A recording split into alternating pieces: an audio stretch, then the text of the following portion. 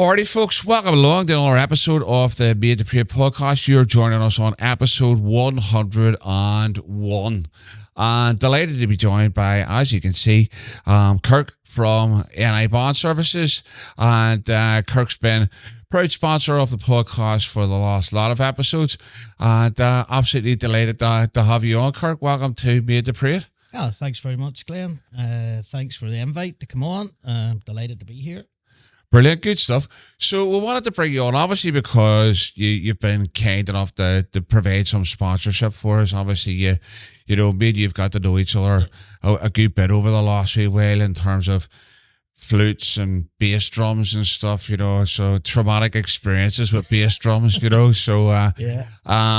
But as I say, you're kind enough to kind of do that sponsorship thing for us. Before we kind of delve into what you do in terms of what NI Bond Services is all about, it would be great to kind of get a bit of a look at what your connection with bonds is, and I suppose where that actually started for you. So maybe you could kind of give us a wee rundown on your history of bonds then, yeah? Yeah. Well, I suppose like a lot of kids growing up in the 70s and 80s, bands were just something that round our state, everybody made band poles. Everybody wanted to be in the band. But the only band we had, I grew up in Cumber and Linley Drive in Cumber, and the only band that we had in Cumber at the time, flute band, was Crimson Star. But we didn't see them that often. We've seen them 1st of July, seen them 12th of July in the morning and the evening, or if the 12th was in Cumber, and a collection parade. And we used to love it when they done a collection parade because they come right round past your front door and all the kids were able to go round and follow them. But apart from that, we had our own bands just in the estate, hitting bins and things like that there, same as everybody else did. Yeah. But come the time when you're a bit older and we wanted to be in the bands, and in Cumber then in the mid-80s, a new band was starting up, the Gold Springs True Defenders, and my brother was going to join the band because he was old enough.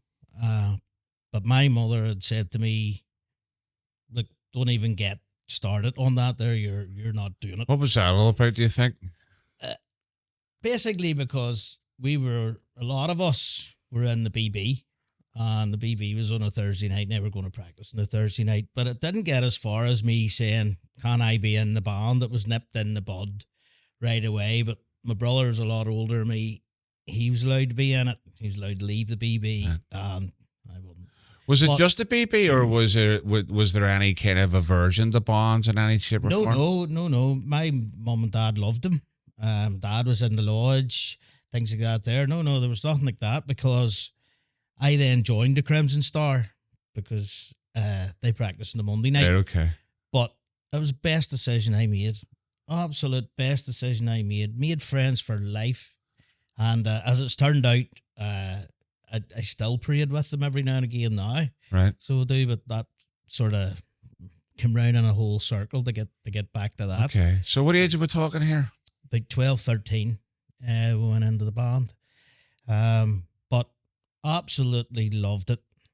However, as I said, we didn't see bands that often, so we didn't really know what the band scene was all about. I know I didn't, and my main group of friends, say in school, who all went and joined the Gold Springs, nobody knew that bands are out every weekend, sometimes 2 and 3 times in the weekend. And my mum and dad or anything didn't really know that, but they were okay with it. There was no problem, like. Okay, so you went in playing flute, did you? Yeah. Started playing the flute. Absolutely loved it. Picked it up, no problem, right away. Did the first few weeks playing tunes, no bother. Pretty natural to it. Like, it was didn't seem a problem. Always was at whoever was teaching us, give me more. So I think my first parade was one of the Ulster Says No parades. It wasn't one of the ones in Belfast. Right, okay. It was in Hillsborough, and it was in March, and it was freezing. It was, but these parades were sort of dotted all over the place at that time. We did do the big one in the big golf ball one, in the city centre. in the I city remember centre. that there. So because I think even in second year, I think we had posters and stuff of that up, and we went away on a residential, and we had there was a poster of that there had been put up on our room there because there was 3 or 4 guys in my class were all in bonds. Obviously, someone put on here myself, junior from the regimental. Yeah. And then a wee guy called Fergie from what would have been the Pride of Down. What would have been? It was the Pride of Down. Obviously, they're not about anymore and stuff. And it was, I remember it vividly. It was a strange old day, like so. One of my memories is when it all kicked off was lifting the drums from beside the city hall and running to Oxford Street. All the bigger ones were staying, and we were getting on the bus to go back to Cumber, but we had to lift all the drums and run. But absolutely great times in the band. I was there the first year the band went to Glasgow and made great connections over there. Still in touch with a guy that we stayed with. All the younger ones in the band stayed with the same person in the same house. Right, okay. Every year we went. Right. And I actually was with them at Derry Day there. Oh, very good. It was over for the Brilliant. It's mad how stuff like that happens, isn't it? It's fantastic. So, because even when I remember us going to Scotland, I think I wrote about this in the book and stuff, about, we were just shipped off to these people's houses and stuff, and you're there kind of going, now obviously you couldn't get away with that these days, in terms of, but it was great crack, like, so it was absolutely brilliant, and they looked after us like, we were their sons. Yeah. And he would still think of us like that there, so he would. Absolutely fantastic people, and we had great times over So there. how long did you stay with the Crimson then? I was in the Crimson till end of '89. We had a lot of junior members. In fact, we had to then have a junior spokesman on the committee. There was that many of us. Of course, I ended up doing that. But I had progressed on to playing the bass drum. So it could have been probably 2 or 3 of us, because you're sitting about in an orange hall and you're hammering and smashing. But the band had sort of picked up that I could do it, and it was always just a matter of can he carry it sort of thing. So in 1988, actually it was in Portrush, was the first parade I ever done on the bass drum. Right, okay. Had a go at it. Rest was history. I just started playing the bass drum then. But no, we had a lot of juniors, and we wanted to move the drumming on a wee bit, but a lot of the guys were older, and it was old school drumming. Was that influenced by sort of the tapes and other bands and stuff at the time? It was influenced by a lot of the tapes, and probably a lot of our friends in the other band who were doing different drumming for different tunes, and we had a lot of tunes that were the same. Don't get me wrong, we were a massive band. We were a really loud band, but we were sort of stuck just a wee bit, and we wanted to move it forward. So I was getting frustrated. How did that go? I was getting frustrated, and I remember doing a collection parade, and I just wanted a wee bit more out of it, and I decided, you know what, this isn't going to move on. So I made the decision to leave. I didn't go anywhere. I didn't join another band at that stage. I hadn't planned. I just was. I thought the band just could have moved on a wee bit more, and some of the guys just were happy enough the way it was. It's difficult. It's difficult to find a balance there, because it was just a personal thing, and I know some of the other ones were the same, but they stayed, and I was a wee bit headstrong. It's difficult because we had that a touch of it at the Raven. Wouldn't have been much. You'd have had some of the younger guys would have been thinking about stuff like that there, but obviously the Raven never succumbed to anything like that. In terms of those days, anyway. Yeah. The drums were still tilted to the side. And the drum settings that had been there for ages and stuff there, but they did branch out and introduce some of those tunes. Yeah. I think about as bringing in like Midnight is a Place and Nations and all that kind of stuff. But what they did do to try and kind of keep us interested, I suppose, was whenever we went to Scotland or somewhere else, we would have done a set in a club. You know how you do that. But they would have let us up the drum, and we'd have put all this different drum on and stuff, So that kind of kept us, Yeah, we're all right. Yeah. It's I mean, interesting. it was always interesting because it was one of those things, because regardless of whatever I was playing, flute or drum with the Raven, because of the size of the tune list, Yeah, massive. it was unbelievable. And you're Yeah. like, so you had all this stuff to learn. And then when you got that down, there was always new marches coming. Yeah. There was always new stuff coming in. Yeah. It was funny because I was talking to one of the guys, or there was a video that someone had sent me off the band, and we're playing a tune, and I was listening to the tune and going, "What on earth is that called?" And because we don't play it, we don't play it now. Yeah. I put it into the band's group chat. I said, "Does anybody know what this tune is?" Silence. Nobody had a clue what the hell it was. So I was like, "God, wow, great," So But- you took a break, Aaron, did you? It wasn't a long break. I mean, I went to the band.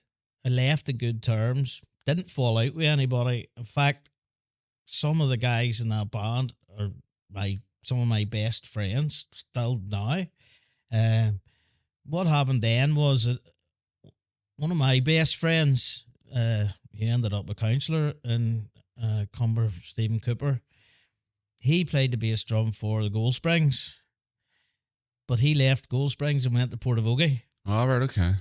So then the guy that run the Gold Springs came and asked me to join. So by that stage, I was old enough and all the rest of it. So I ended up going and joining Gold Springs for 3 seasons. Right. And very successful seasons. We won a lot of the trophies. And it's hard for bands maybe now, or people watching this and they know the big bands in the country now. But then Portavogie and Gold Springs were 2 of the biggest and best bands then. If you went to a competition, it was mostly them that were winning, either one or the other, and massive bands. But even in Cumber, I can remember the 12th in Cumber and in 1990 for the tercentenary. Mm. And there was a massive Gold Springs band. There was a massive Crimson Star band.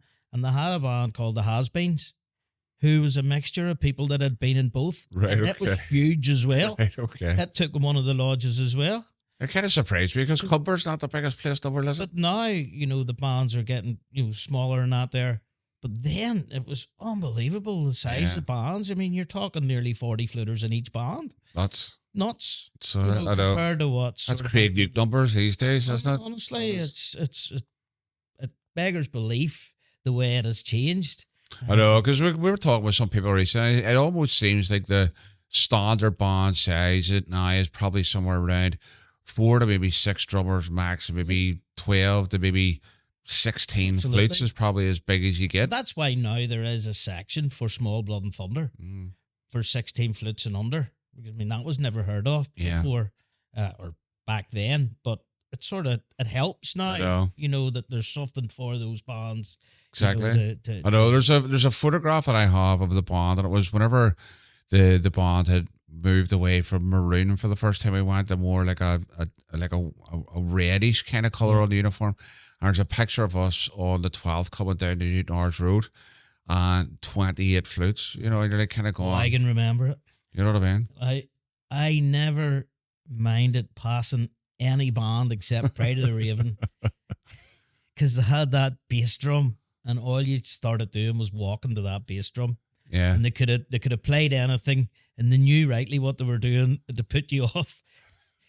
Any Blood and Thunder band could buy you, it was dead easy, but when the Raven could buy you with that bass drum, that big red one, it was the maroon red drum, whatever, with Trevor and Coconut on the bass drum. I know, crazy stuff, So, but no, I had great times in the Gold Springs as well. As I say, we'd left school and all by this stage, and all the fellas that I ran about with, my main group, were all in it, or most of them were in it.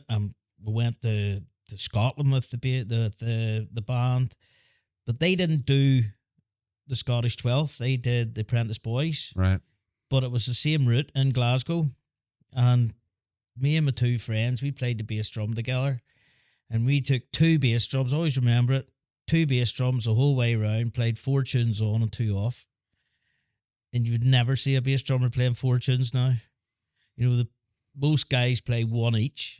which is very strange to me. You know, I'm not gonna get it. I'm not gonna get drawn in on that there because you know what it's like. You know, I'll start my anti-blood and thunder rants here. You know what I mean? And I've already had people have a go at me loads about it. You know, so, but no, I get it because you know some of them, the effort that some of them are putting into one tune is probably you know is immense. But no, it's times have changed a lot in regards big to. time. You know, just how bands present themselves, and you know, even the instruments, even the bass drums. You know, way back then, everybody played mini lambegs, and it looked like you were carrying this big, heavy bass drum, but they weren't heavy. They were just big and hard to get your arms around and things like that. There, but you know, all right. So you done a what do you call it? I don't know how you would describe it. Like it has a feel of somebody playing for Linfield going to play for Glentoran. You're going to leave a one band and go into the other.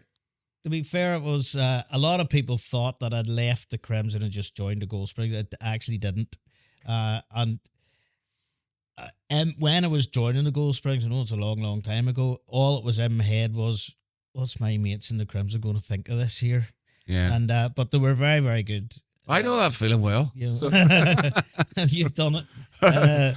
But you know, they were excellent. So they were the guys, and as I say, I'm still friendly with them now. Brilliant. So you did 3 seasons, you said. Three seasons. And what was happening was, grew up working. I was serving my time as a plasterer at the time. Okay.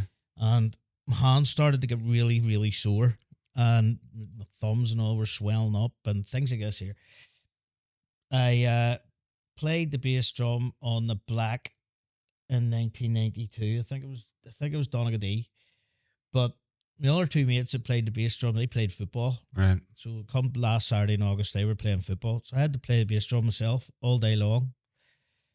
And when I got to the end of it, my hands were aching, and I just sort of set the bass drum down and said, that's it, I'm done, finished, because it was affecting my work. So I just left. I said, all the best, and went and seen the doctor about my hands. And he says, nothing wrong with you.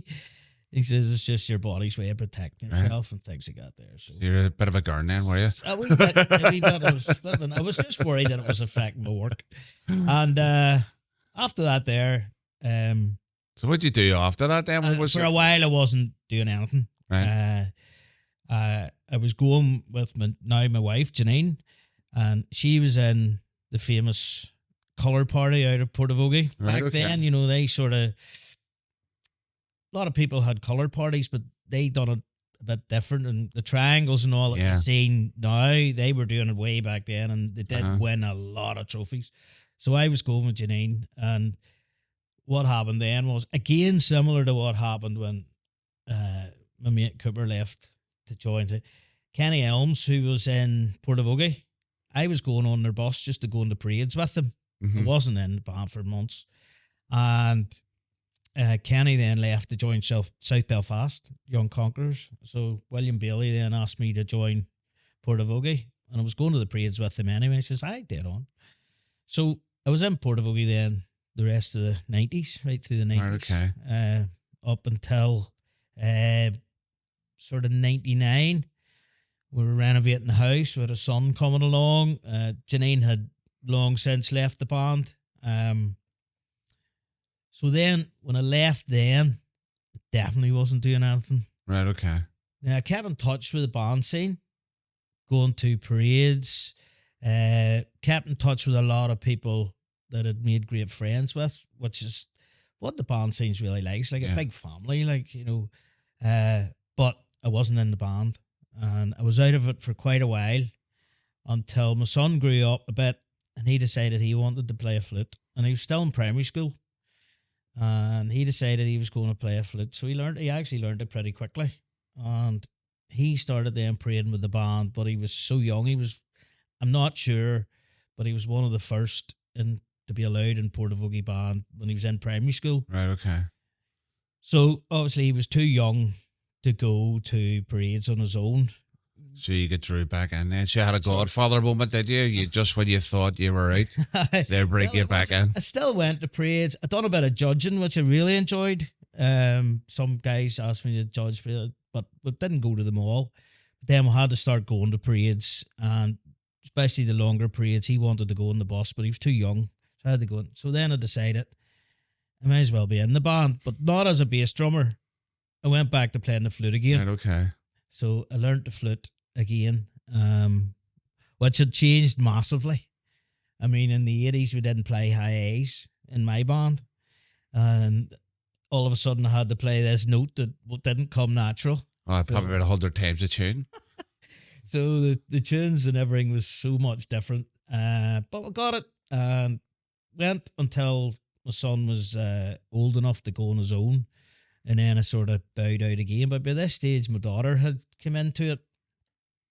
She started playing the triangle, which they didn't even have a triangle. They just gave her a triangle so she could walk along. Right, okay, yeah. And then she progressed on to playing the cymbals while I was still there. But her main aim was when she gets big enough, she wanted to carry the flag and things like that there. So my son left the band and she was in the band, so I had to keep... You had to keep going in, right? Going, just to keep them in it. And but they loved it. You know, Good stuff. I don't know where they joined it because Janine and I was in it, or whether they really wanted to be in it, but... Well, if they stuck around for quite a number of years, I would say there was probably some level of desire there. Yeah. Do you know what I mean? So, because it's strange, because what I do find is that for some people, kids who've got dads and bands do tend to join for a period of time, and then kind of make their own way in life and don't really seem to come back to it. Unless they've turned into absolute band geeks. Well, my son was like that. He done it for a period of time, and he was quite good at playing the flute as well. But then when he left it, he never went back to it again. Right. But my daughter's a bit different. She's like a wee orange lil. Right, okay. She loved the band, everything for the band. Couldn't wait till she got bigger so she could carry the banneret and things like that there. So, I mean, she's actually still in our band now. Yeah, well, but I think, you know, for me, and we've talked about this a lot, you can't understate, you know, what that gives to people, do you know what I mean, in terms of, regardless of whether they stay involved with the band or not, you know, there's an impartation, I think, that takes place in regards to anybody's life. Definitely. In terms of band membership, whether that's a stronger sense of who they are as a person, and that can spur them on to do other things. I know people would say that they were in bands, went off to do other things, have them back, would say that without the band, they would have never had the 100%. Courage to go and do some of the things 100%. That they did, you know. So I think we underestimate that kind of, you know, drive at our peril. Like, I mean, when we were younger, the band was, that was it. Could not wait for the weekend. Oh, wow. You know, we were in the band. I had a relevant with the band in my family. Absolutely. We couldn't wait for Friday to come, or sometimes it was Thursday or whatever it was, or Sunday. You were out with the band. Didn't matter. Everything just was put to the side, bands on. Okay. You know? So you're at this stage. So what are we talking now? We're talking heading into 2000s. It was about, I think I left it again about 2013, 14. Right, okay. But in between times, we'd got the old boys together for like, the 12th was in... The dreaded Oil Boys band, eh? the 12th was in Portavogie in 2008. So we got the guys together to do the 11th night. What we basically done was we went and got the old Jews book and we started going down it and getting phone numbers for people, and it turned out to be one of the best nights. And of course, then when they do that, they go, can we not do another parade? So that year we ended up getting a double decker to go to Downshires Parade in September. Right, okay. But then that was the end of that. We've done it again. I'm not sure, 2012 or something like that there. And then I always went to the parades and just watching my daughter and things like that there, but wasn't in the band. So then it came to 2017 was the 40th anniversary for the Crimson Star. So everybody was asked to come along. I went along to play the flute, but ended up playing the bass drum. And but it was fine, and I didn't mind it. It was so good to see everybody again, and it was honestly like being in a time warp and just going back to what it was like 1985. So it was really, really, really good. It worked out brilliant. So it did that night, and the end of that year, just into the next year, there was something happening. I forget what it was in Cumber Orange Hall, but they asked the old boys in Portavogie to get a band together for it. Mm-hmm. And so they decided to do that. So we ended up going to Cumber Orange Hall to do something.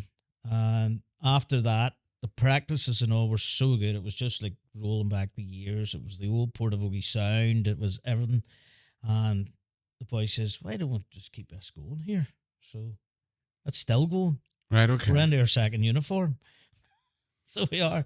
Brilliant. But it's absolutely bright. But now we don't do a lot. We do local ones. We do the Loyal Order parades. We do the odd parade that would decide, right, we're going to get a bus for this and go and do it. But that's it. Sure. But basically that's the band thing. But going back to the Crimson, when we were finished the anniversary parade, I didn't stop going to the practices. So I just kept going up because I was going over to see my mum. He still lives in Cumber. So on a Monday night, I would go up to the practices and I ended up learning all this. You were double dating? And I ended up going and walking in Glasgow with them. Right. Because I just sort of wanted to do that. And there's things I just wanted to do, you know. So. Cool. So where does this NI bond services come into your life? You know, what was happening in your life that led to this becoming what you do for day-to-day stuff? Yeah. Well, it turned out it was health reasons is how it started. In 2021, I had 2 strokes in one night. Luckily, it wasn't too bad after them. After a bit of recuperation and things, I wasn't left with too many things that had gone wrong. What had happened was I had torn an artery in the back of my neck and there was a blockage. So they told me it would never ever happen again. So in May 2023, it happened again, only it was a lot worse. Okay. And it did leave me with a lot of things that I hide a lot, but take a lot of tablets for, spend a lot of time in bed. Okay. But they told me I couldn't work in the building trade. I couldn't do anything above my head, can't do anything strenuous. So, to be honest, for 6 months, basically lying in bed. I was going to say you were pulled your hair out, but obviously not. That ship sailed a while ago. No, I was 6 months sort of lying in bed, basically. Right, okay. Getting physio and trying to learn to walk again and things like that there. And wondering what I'm going to do because I'd been self-employed since I was 20. And no backup plans. You think you're just going to be invincible and you're going to do it the rest of your life and things like that there. So... What kind of... Before this year, I had been started to footer about with flutes for our own band, for the other wee Portavogie band. And I'd often wondered, you know, about what could I do? What can I do at home? I need something that I can do at home. And my wife said to me, why don't you start a wee business just fixing flutes? So you know about drums? I don't know. I don't know if it would get enough work. So I decided, why not? Well, I've nothing to lose because I'm not doing anything at the minute anyway. So I started it and the rest history. Okay. Roll it back a wee bit there just before we kind of delve into, you know, how that developed and stuff is. So during the time when you weren't well and stuff, you know, was there any connection with the bonds still within that? You know, were people checking in on you and stuff like that there? Yeah, talk to us about... The very first time I had a stroke, it was very funny because right. I was in hospital and the next morning, the chairman of our band, William Bailey, had phoned and the first thing he said to me was, have they said you can still play a bass drum? I haven't really asked. But yeah, no, after the first time, I came back okay, but I played the bass drum. I'd asked, they did actually ask the doctor could I play it, but I told them the end of that year was finished and I would go back and play the flute, which I really like doing anyway. But the last stroke I had, it was a bit different. It took a long time to get over. However, I didn't miss a bomb parade. I waddled up the street. Right. Because it's just, sometimes it's just in you, and I just wouldn't miss it. Well, do you know what? I know there's plenty of people like that, you know what I mean? In terms of, I'm thinking of a couple of guys in our band, a couple of guys that have had strokes and stuff. Yeah. Doing that Rothfrailing parade with the hill and stuff, you're like kind of going, there has to be somebody going alongside us here with an oxygen mask or something for someone, because this guy may not make it up a hill, you know what I mean? The first couple of parades, I had my daughter walking beside me with a bottle of water and sort of making sure that I wasn't clipping the curbs or something like that there. And I, as I say, we don't do that many parades, thankfully. And that year, it definitely was a big struggle to do it. And a lot of people sort of see you out and they're, oh, he's all right. But it took a big struggle to do it. And I think, there's an element of that, when you think about, obviously the Belfast 12th and stuff been a hot topic based on obviously the weather and stuff last year, but the health thing has really come in to focus there. I know it's something that I'm going to be doing an episode on anyway as well, around this idea of, just because that route has been like that for whatever amount of years doesn't necessarily mean, hey, they would have to stay like that. And I realize that there'll be daggers out for me already here. But there's an element of that where we push ourselves beyond what is potentially needed. That's exactly it. And I think, for the sake, and there's guys in our band and other bands that do it because they don't want to let anybody down, or feel that they don't want to let anybody down, and they'll do parades even though within themselves they're kind of going, I don't know whether I can pull this off or not. You know what I mean? And it's something we need to take stock of, I think, as especially as even with the Orange, the membership being older, obviously I know the juniors are on a wee bit of a revival and stuff at the minute, which is great. But I believe that, and regardless of whether I don't have the evidence to back it up, I believe that the Belfast 12 has killed a few people before their time. You know what I mean? But because it just gets harder and harder. But you put yourself through it. Like I know this year, like I would not fall out. I just was like, I'm not falling out. There's no way. I'm not getting into the. I'm not getting into a bus. Not doing anything. You know what I mean? I'm walking this, and but then you see other people. There's people lying on the side of the road and stuff. And there was one couple of friend from Drumchapel, Stevie McPherson, was taken to hospital and all. So it was, it's like, there was a lot. Hey, what the hell? I mean, you get involved with the band for other things, not for that type of stuff anyway. Do you know what I mean? So. Yeah. So you had the health problem. You're looking at how do I deal with things? Maybe pushing yourself a wee bit too much. But then you've started the business. How did it take off straight away, or what happened? It was slowish, but I didn't know what way it was going to be. How busy were you going to get? How many people need flutes done? Blah blah blah. Yeah. So when I was getting flutes to do, I thought, this is getting busy here. But I started it just in like a wee man cave that I have, and I then realised I need bigger premises here. So I had another shed. I actually kept all my building stuff in, so I had to start selling all that anyway. So I set up a workshop and gradually built it up. And now, I mean, Facebook's a wonderful thing. So it is. Once you start a Facebook page, you tell people what you're doing. People get, inquisitive then and say, can you do this for me? Can you do this? Can you do this?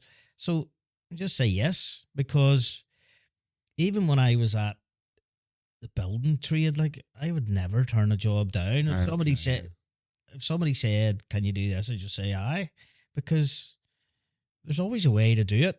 I mean, even fixing flutes, it's like what you're saying about the Belfast 12th, just because it's been like that for years. Just because flutes have been fixed a certain way, have had certain parts in them for 400 years, doesn't mean that another part doesn't work just the same, or that there isn't another way to fix a flute. You know, there's different ways to fix things. If people bring smashed flutes to you, you can always save it.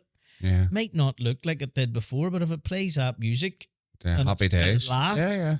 you know, so happy Oh, that's days. what people want. You That's, know, that's that's right. what people want. So talk me through, what would a typical day look like for you now when they're down in the workshop, in terms of what you do? Yeah, well, usually winter time, well, just going by the last couple of winters, bands will get all their flutes done.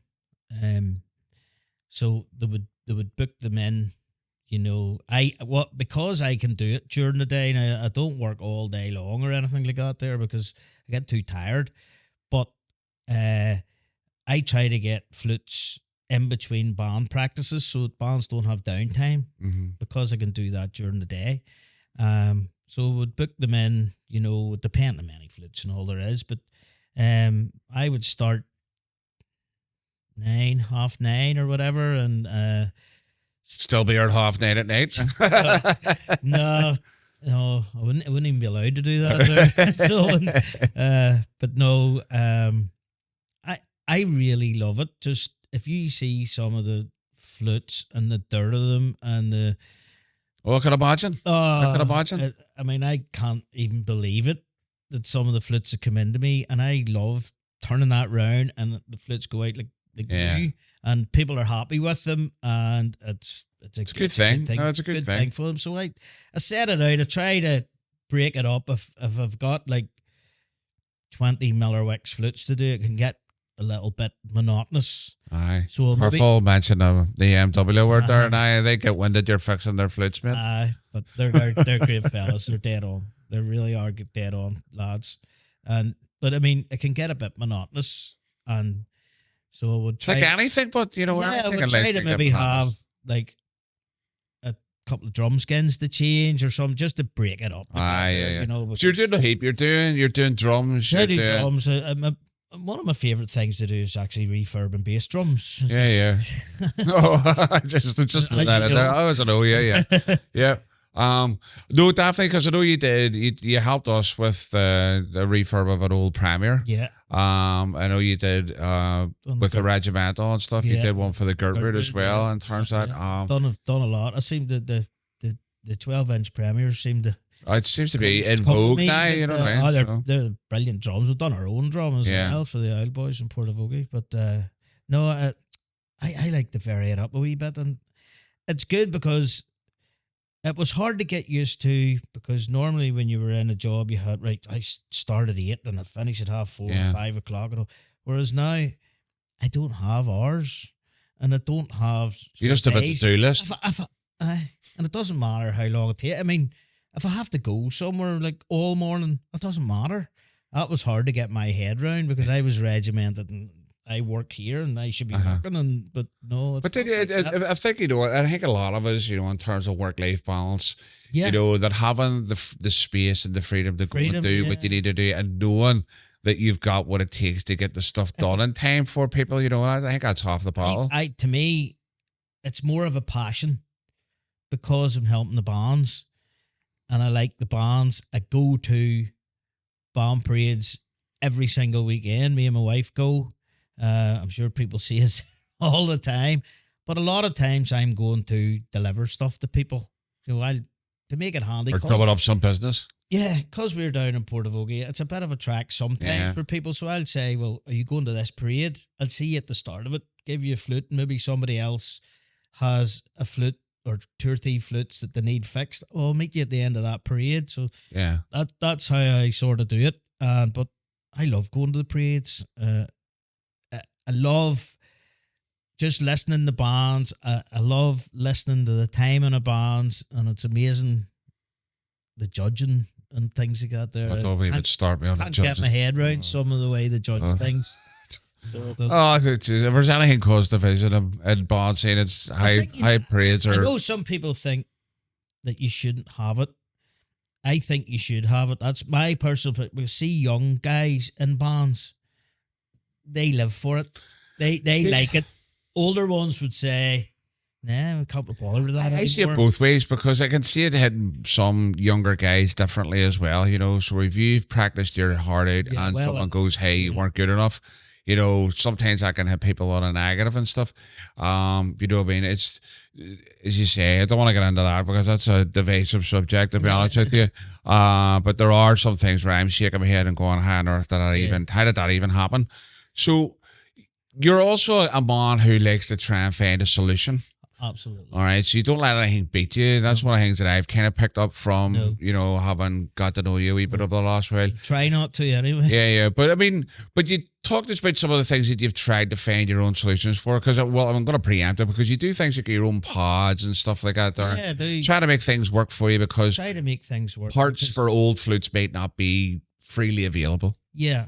So I found quite early on that I did get my pads off another guy, but it sort of dried up a wee bit, and I didn't really like the pad. They were a bit flat and hard. So when you go to the suppliers, some of them are in England, but they get their pads mostly made in Italy, and they keep being out of stock. And I mean, if you get a full band of flutes, You can't wait on a delivery, like. 25 flutes, and you're changing all 5 pads, you need a lot of pads sitting in front of you.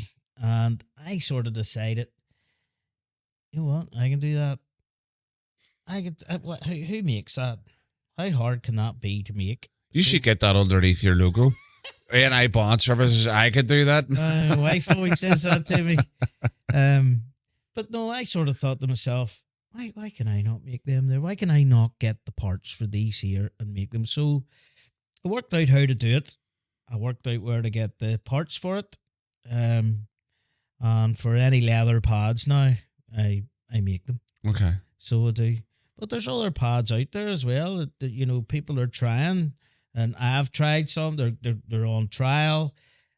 There's Some people are 3D printing some stuff like that there as well. Do you know what I mean? Because there's certain pods, there's pods that people are using that don't even wear out. Yeah.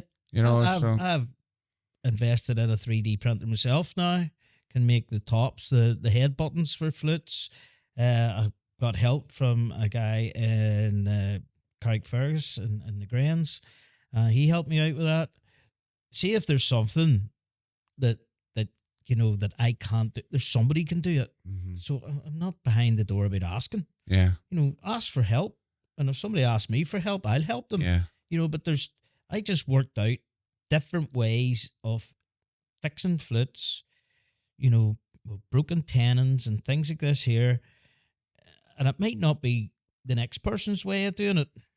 But as I say, if it works and the people are happy with it, all good. And happy days. All good. But you haven't been content to just kind of stay in that realm either. Sure you haven't. You've kind of went, hey, let's move into the other things. And our first kind of venture into this stuff was you sent me one of your flutes and we did a wee review in one of our episodes called Innovations and Melodies or something like that, where we did the flute and a couple of USBs for the Lisper and Young Defenders and the Regimental Band and stuff. So you've kind of taken that on a wee bit further, haven't you? So, because I know we mentioned in that episode that you were thinking about doing Blackwood versions or polymer versions, but you've kind of went a wee bit more than that now. Have you talked to us about where the flute development thing came from? Well, when I started NI Band Services, one of the things that I had in my head was I want to make my own flute. I want to make a flute that is affordable, because I thought they were getting out of hand. And I want to make one that is easier to play than the one I play in my band. Because it's like playing 2 flutes in the one go. So I decided, got a lathe, that I was going to make a flute. But I quickly realised there's a bit more to it. There's a bit more to it, and I could do it, but there's no way I could do it quick enough. Yeah. And I mean, I'm a realist as well. And to be fair, I like servicing flutes. I like sitting there. But there's a working time flutes. period for flutes and stuff like that. And I think Yeah. that whenever we had Pete Worrell on, Yeah. a lot of people don't realize that, from the moment they buy wood, Those 5 years. exactly, that's it. By the time it's in a state that it can be, Yeah. and then it has to go into different states Yeah. in order for it. So even if you had Yeah. gone into that, if you'd have been taking orders for stuff, you'd have been having to be Yeah. years in advance and all that kind of stuff. So I did make sort of the first one. It made a noise. right, But okay. but there wasn't keys and pillars on it. And this was the thing that I found hard to find. Who makes these things? Who makes pillars or posts? And who makes keys? And all the things you got there. I was able to make the body of the flute. I was able to make the head joint the shape that I wanted it. Basically, I made a fife, right, yeah, But I then decided to outsource the work, and I designed the flute and got someone else to make it. And I'm glad that I was up front and telling people that I do not make flutes right from the start. Because I don't think I don't want to tell anybody I make flutes and just sort of pretend. yeah. Because I don't. Mm-hmm. And I mean, there's other guys make flutes in Northern Ireland. Miller Wicks, absolutely superb product. Loads of bands get. Some bands can't afford them unless they get the grant, the Arts Council grant. I wanted to have something. I don't want to make it sound like a budget flute. Well, that's what we're talking about to some degree. Something a bit more affordable for smaller bands that aren't bringing in. Because even big Miller Browns aren't cheap these days either. I've seen them this morning. The price of them were wild. Now, so they are for Miller Browns. And I mean, when I'm servicing Miller Browns, there's some of the dearest parts that you can buy. Yeah, Miller Browns. No, but I then outsourced it, and as you say, the first one that I brought out was a metal bottom flute with a polymer. So we'll have them here, don't we? So we'll pick it up, and whenever you start talking, that's the one there, isn't it? That was the first one we brought out. Was the metal bottom, and I was really pleased with it because it was so easy to play and easy to fill, and it had a nice tone about it. But it was always going to have the full version or the full sort of setup. So we have the polymer version. I'm sorry, it's only a 2-key because I've actually sold. Who plays 2-key flutes? Who plays 2-key flutes? We actually, but honestly, they've been very, very popular. Yeah, the polymer ones, yeah. Yeah, polymer 2-key and 5-key. I don't have a 5-key because they're sold out. But both of them are excellent flutes. But they also have the Blackwood version, which is such a nice flute to play. Yeah. Some bands have them now, and they're really well pleased with them. I'm well pleased with them myself.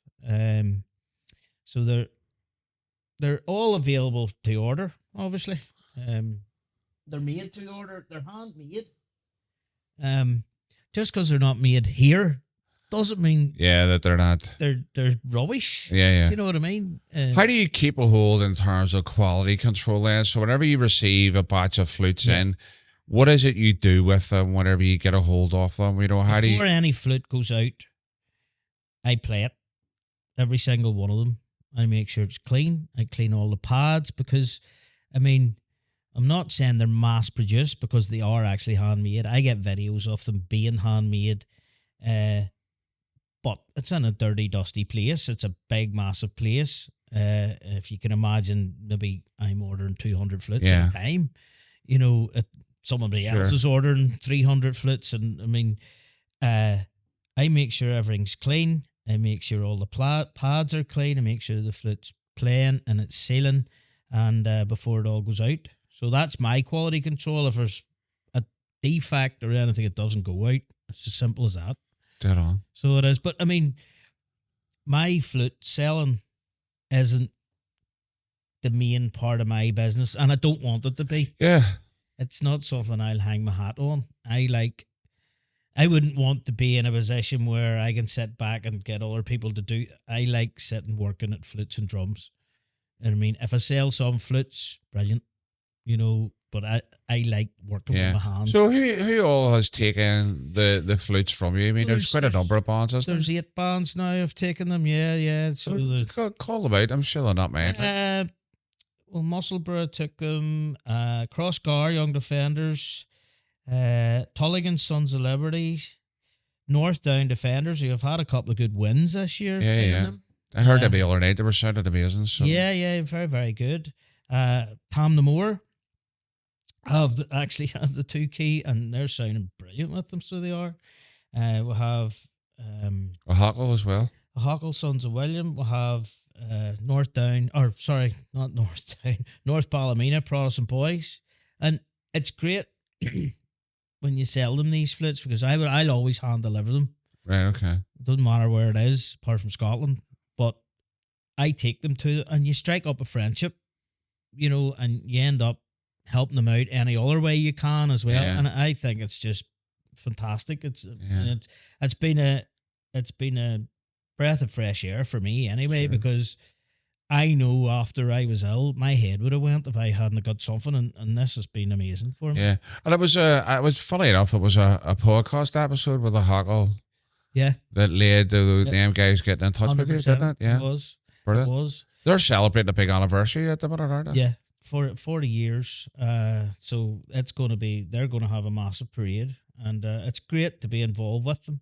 And Mervin's a good guy. Mervin was one. I've become very friendly with Mervin now, so it's great to be friends. But I've moved on a wee bit as well, because you've innovated a wee bit, haven't you? I actually have an order for my polymer flutes to go to South Africa. Right, wow.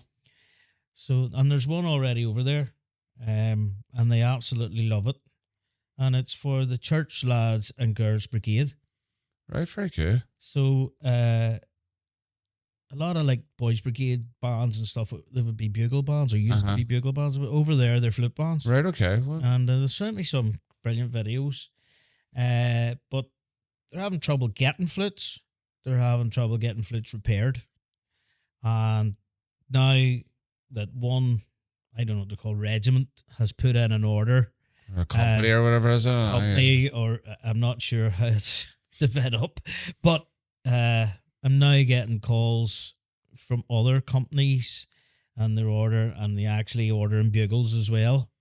So now I'm a bugle distributor, but I know nothing about bugles. Oh, I'm just getting them for them. Brilliant. But yeah, that could end up a big thing. Good contract for you there, yeah. Yeah. Brilliant. But you've also spent a wee bit of time trying to create something a wee bit different with a 2-piece flute. So I believe that you are trying to produce a 2-piece flute with a tuning rod. It's already here. The sample's already here. A couple of people have tried it and really liked it. It's slightly different to these flutes. I wanted something that was... Is it slightly different in terms of the head joint? Yeah. The head joint is more solid without more straight. Okay. More straight, for want of a better word. Without the sort of the indentation that's there, yeah. And the bottom of the flute doesn't taper just as much. Okay. Still has my ferrules on it, which is sort of going to be the Kirk P thing, those flat chrome ferrules. Will sort of be the signature of it. But it's more to, I suppose, to see if there was any melody bands or anything that would be interested, because it works exactly the same as having a 3-piece flutes. And I mean, in my work, doing 3-piece flutes, when I work on them, and some of the bands that have them, you think to yourself, why have you got a 3-piece flute? Because you don't actually know what the slide does. Yeah. You know, you shouldn't have Blood and Thunder bands with 3-piece flutes. It's just maintenance to them. It's just costing them money. Whereas... But there's also the fact that a lot of and this is part of the issues that some makers have is that the barrel tends to crack. The barrel cracks because, only my opinion, it's what you're saying about Peter Worrell. Are people Is the wood mature enough? Is the wood seasoned for 5 years, or are people under pressure to get flutes out, which they are, because there's big demand for them. Big demand. Wait list for flutes is ridiculous. Well, especially with, I say, with the Arts Council grants, you know, they're which is about to happen again. yeah, they're available to people, and people can get the flutes that they want, you know. But as I say, the flutes it's already here in a polymer version, in around in December, maybe middle of December. I should have the Blackwood version here, Okay. and I'm really excited about it because the sound of it was excellent. Off the polymer version, yeah. Off the polymer version, and I mean they need blue in a bit more than Yeah. the Say because in terms of even the way the material responds to the air 100%, and stuff going through it, yeah. 100%. I'm really excited to see what the Blackwood version's going to be. Okay. And as I say, it's a tuning slide instead of a tenon. So Interesting. in a 2-piece flute. So many versions of this have you went through in terms of trying to get it to what you have? Well, it went back and forward a few times. So it did, because the first sample that came, I wasn't happy with it. It was a lot like one of these flutes with the tuning slide, and that's not what I wanted. You know, I mean, there's no point bringing out another flute the same and charging more money for it. That's not what the thing's about. I want a good flute. If it's going to be called Kirk P Premium, so it is. So there's no point having one exactly the same. Might as well just stick with the 3 that I have. Okay, well, look forward to get my hands on that. Like, all 3 are excellent flutes already. This one's going to be obviously a wee bit dearer. Not much. Not much. Talk us through the price range then, because I know whenever we mentioned it first, you had given us a price range. But so the first flute that you made, the sort of, I call it the I would say the Kirk P, the kind of metal bottom, I call it. Yeah, the metal bottom. But I was like kind of going, you know, it's a bit like that other branded flute that's out there. Well, and they're dear now as well. Oh, that's well, I'll start with the dearest one. Right, okay. My dearest flute's £240. right. Okay, and that's for The Blackwood. 5K 5K Blackwood Blackwood. at They're all 240. available in 2K if you want them.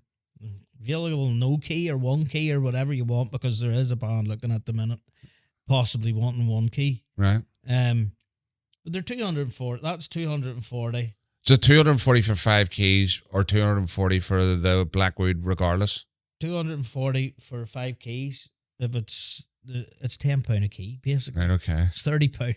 £30 less if you want 2 key. Right, okay. You know. All right. And the metal bottom one is £200, and the polymer one is £160. Right, okay. That's for 5 keys. Now, if a band buys them and they buy 15 or more flutes, all the flutes are discounted by a tenner. So, I mean, these 2-key polymer flutes, you know, if you're getting 15 or more, they're £120. So they are. Right, well, there you go. You know, it's good for some bands. You know, they're getting new flutes, easy to play, easy to fill, good sound flutes. Yeah. No, because I know whenever you had the first of your Blackwood versions, I had taken it to band practice with me.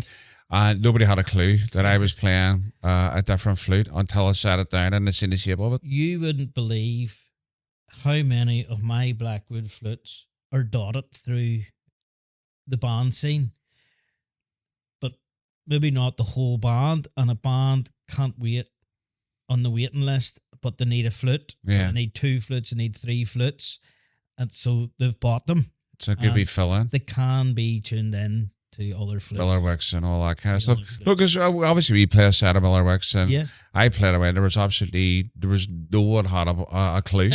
Yeah. What had a clue that I was playing something else? You know what I mean? So, but you're not just content with that there. So you've also made the parade. Yeah. A version of a flute. And I'm just going to pick that up. So you've made as a version of your Blackwood, 5-key flute, but you've also stuck the Made the Parade It's logo on this here, so it's lasered been laser onto it, etched. so it's Yeah. it's a one-off. So we've got a one-off version of a 5-key Blackwood flute, and instead of me holding on to this, what we're going to do is we're going to either auction this off, bonus ball style, or if somebody wants to make a reasonable offer for it, because folks, it's not just a flute; it's a wee piece of bomb memorabilia here. There won't be another one of these made, so I'm reluctant to let it go, to be honest with you. But we are going to do it. So what we'll do is keep an eye out on the socials in terms of Made the Parade social media page, and we'll see what we do. There's somebody's watching this. You want to make me a reasonable offer, because we're just going to do it to try and raise a few funds for the podcast, because people think that this happens with no investment whatsoever, but just in terms of maybe helping us out, we're going to do that. So we really appreciate that, and you've donated that to us as a result of that, and as a result of that, we were more than happy to put your logo on a number of our episodes and stuff for that there, because you've been great to me in terms of that. So folks, if you're interested in getting a hold of this, all right, get in touch with us here on the podcast. Email us on madetheparadebook@gmail.com if you want to make an offer on it, or if you want to that doesn't happen, I'll put a bonus ball together on the social media page. We'll get this particular flute out there. So if you want to own a wee piece of, let's say, unique band memorabilia, get in touch with us about that. Brilliant. So, Kirk, in terms of the future, what does the future hold for you? Obviously, there's some flutes and stuff coming, but is there anything else in the pipeline, or what's the story? I'm happy enough the way it is at the minute. Last year, I sort of got into selling drums and things. More got carried away with the Arts Council grants and things like that there, but in all honesty, it's not really what I am. I don't want to become a shop. I like working, and it's, to me, Maybe bring somebody alongside you into a shop. It might need to. I might need to if it gets really busy. But I just like meeting people, talking to people, helping bands out. I mean, there's not many bands walk past me now at parades that I haven't done something for, and I think that's amazing. Yeah. I mean, in such a relatively short space of time. And I would just like it sort of to continue the way it is at the minute. Okay. I would love maybe one day to make my own flute, but I think you'll do it. I mean, having listened to you and knowing I know you made one that did made a squeak, but but I think you'll do that. And I think for me, see if you do one in Rosewood. Aye. Do me one. If you get one to work, it's in that Rosewood, then do one for me one, because I would love a Rosewood flute. Anything that I've heard of the Rosewood flutes and stuff, they've been absolutely gorgeous and stuff. Yeah. And they look amazing too. The tone from the wood and the grain and all in the wood, it's just absolutely fantastic. Make it. Yeah. No, they're all right there, but it's one of those woods that I kind of think would be absolutely fantastic to have. Anybody wants to donate one to me, feel free. I'll swap you a Rosewood flute for this one. Aye. But no, as I say, I'm happy enough for what my lot is, and I've started doing other things. I've learned to play the fife, so I'm in a little fife and drum outfit. Fife and drum club that was started in Cumber. I supply tin whistles as well. They're made by the same guy who makes my flutes. And I mean, I don't have any left because people love them, and they're tunable too, aren't they? They're tunable as well, and I really want to learn it a bit more than I have. Aye. So I need to keep. Although I get tired a lot, but I need to keep my thing full. Keep busy. Well, put it this way: you've got an audience to some degree here. So if I tell people how they get in touch with you, what you'll do for them, and go ahead and just shameless plug time. NI Band Services on Facebook. nibandservices.co.uk is the website. You can see everything on there. Anyone needs drums tuned, drums repaired, bass drums refurbed, and flutes, all repairs, especially some flutes that you think's ready for the bin. Just give me a shout and we'll see what we can do. And flute tuning, cleaning, whatever. Okay, so get in touch with NI Bond Services. Brilliant. Get in touch. Kirk, thanks very much, man, for coming in and share a wee bit of your story, share a wee bit about what your business does, and bringing the flutes along and stuff for us, and obviously for donating the Made the Parade etched flute for us as well. Absolutely delighted they've come into friendship with you in terms of that there, but also having you sponsor the podcast and just share a bit of your bond journey with us as well. Thanks very much, man. Much appreciated. Thank you very much for bringing me in, and really enjoyed it. Thank you. Brilliant, man. Great stuff. So, folks, there you go. That's the end of this particular episode. And always great to have new people on the podcast and share their bond story. It's amazing just how many stories we've covered. Just a big word of thanks to everybody who tuned in for episode 100, which was with wee Jake McCleary from Northdown. What an episode that was. What a story that was. And you have got behind that one, which is great. And the next episode that we'll do is going to be, I don't want to say controversial, but it's going to be on my top 5 melody recordings. So that will set the cat amongst the pigeons, I have no doubt. I'm also going to do an episode on the Belfast 12th. If anybody's know, I did an episode on this quite some time ago in regards to the idea of an approved bond register, and I went hammer and tong with the county over that. Which ended up with us having a pretty decent relationship and stuff like that. There were some good changes come out of that. But I'm going to have a go at this in regards to route changes and all sorts of stuff out there. So while we do try and stay on the positive side, this one's going to, I think it's for the positive. I think, there's some of the things maybe being proposed are for the positive there. But look out for that one. And then I also finally will release the footage and the interviews from the accordion boxathon. Now, I know there are some conspiracy theorists out there that think that I'm suppressing this footage because I have a vendetta with the accordion bonds. It's not that at all. It's quite a lengthy episode to try and get through. And I've had a few wee things that I've been dealing with. I haven't really been very, let's say, vocal about those kind of things. I've been going through some stuff in terms of just mental health stuff and all that kind of thing as well. But I am, so the guys that were there from Ulster Accordion Bonds, it is coming. All right, it will be there. So I'm going to try and make it the episode after my top 5 melody recordings. And if it's not that one, it'll be definitely the one after where I tackle the 12th parade as well. So there you go. That's what's coming up. So folks, thanks very much for tuning in.